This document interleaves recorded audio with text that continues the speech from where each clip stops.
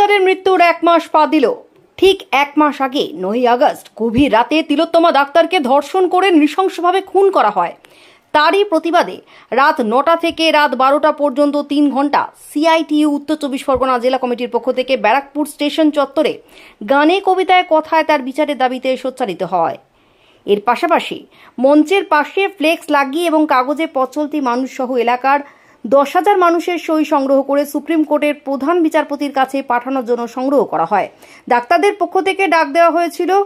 1 মাস পূর্ণ হচ্ছে এই 9 তারিখে তিলোত্তমা ডাক্তার খুন হয়েছিলেন। সে কারণে রাত 9টা থেকে 9টা 9 মিনিট পর্যন্ত মাত্র 9 মিনিট সারা রাজ্য সর্বত্র স্তব্ধ করে দেওয়ার জন্য আবেদন জানিয়েছিল ডাক্তারদের পক্ষ থেকে।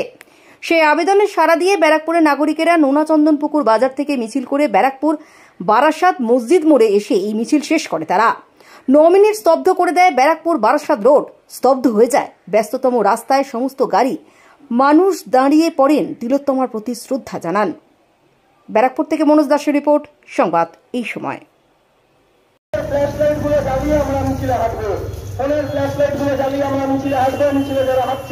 সবার কাছে অনুরোধ, নিজের নিজের সেলফোনে ফ্ল্যাশ লাইট দিয়ে দাঁড়ান।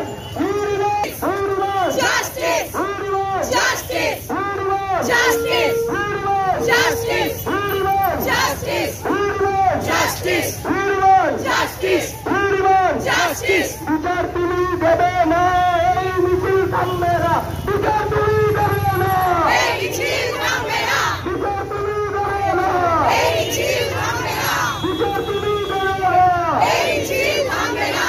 বিচার তুমি দেবে না, এই মিছিল থামবে না। বিচার তুমি দেবে না, এই মিছিল থামবে না। বিচার তুমি দেবে না, এই মিছিল থামবে না।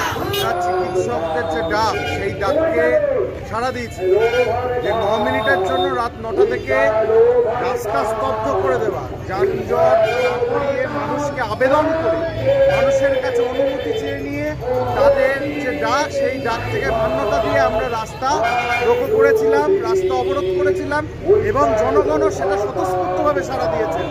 গোটা পশ্চিমবাংলার মানুষ একইভাবে এই ডাকে সাড়া দিচ্ছে। তিলোত্তমার বিচারের দাবি একমাত্র আসল লক্ষ্য, কোনো সেটিং নয়, কোনো টালবাহানা নয়, শুধুমাত্র তিলোত্তমার বিচারের দাবি এবং দোষীদের আসল শাস্তি। এই দাবি, ডাক্তারদের যে দাবি, আপামর পশ্চিমবাংলার জনগণ, আমাদের এই ব্যারাকপুর নাগরিক সমাজের একই দাবি। সেই ডাক্তারদের দাবি নিয়েই আমরা রাস্তায় ছিলাম। আজ আমি জানি না এই সিবিআই কতদূর এগোবে, কারণ আজ এতদিন হয়ে গেল কিন্তু সিবিআই আসল মাথাদের ধরে উঠতে পারল না। পুলিশ একাধারে যখন আত্মহত্যার পানি ছড়িয়ে দিয়ে এই বিষয়টাকে লোপাট করে দেওয়ার চেষ্টা করেছিল, আর এখন দেখছি সিবিআই এর হাতে যখন এই গোটা কেসটা চলে গেল, তারপরেও সিবিআই এখনো আর্জি করে আসল মাথাদের ধরে উঠতে পারলেন না। আমি জানি না এর পেছনে কোনো সেটিং আছে কিনা, কারণ এই পশ্চিমবাংলার মাটিতে সেটিংয়ের একটা রাজনীতি আছে এবং দেশে মানে দিল্লিতে ওই সেটিংয়ের রাজনীতি চলে। সেই জিনিস হচ্ছে কিনা আমি জানি না, কিন্তু আমি বলতে চাই আইনের ওপর আমার আস্থা আছে, সুপ্রিম কোর্টের ওপর আমার আস্থা আছে। আমরা মনে করি যে সুপ্রিম কোর্টে নিজস্ব তত্ত্বাবধানে সিবিআই আসল মাথাদের ধরুক। যদি না ধরে আগামীকাল, আগামী পরশু বা আগামী দিনে এই গোটা পশ্চিমবাংলার আপামর জনগণ ওই নিজাম প্যালেসও ঘেরাও করবে তিলোত্তমার বিচারের।